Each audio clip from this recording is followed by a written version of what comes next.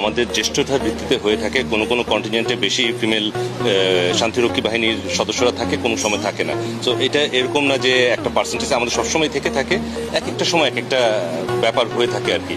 আর আপনি যেটা বললেন, আমরা অবশ্যই সদা প্রস্তুত।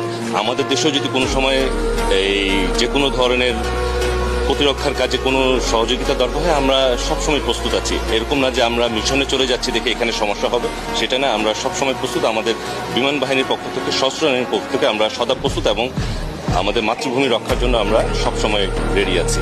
এটা আমাদের জন্য একটা বড় অর্জন এবং এতদিন যাবৎ আমরা করছি দেখেই কিন্তু ইউএন আমাদেরকে ডাকছে এবং এটা পর্যায়ক্রমে চলছে, একটা চলমান প্রক্রিয়ার মধ্যেই আছে।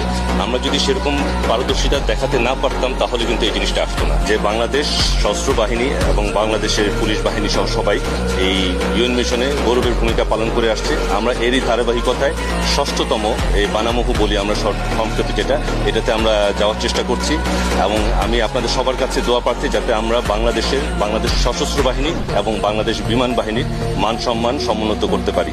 আমি আপনাদের সকলের শান্তিময় সমৃদ্ধি জীবন যাপন কামনা করছি।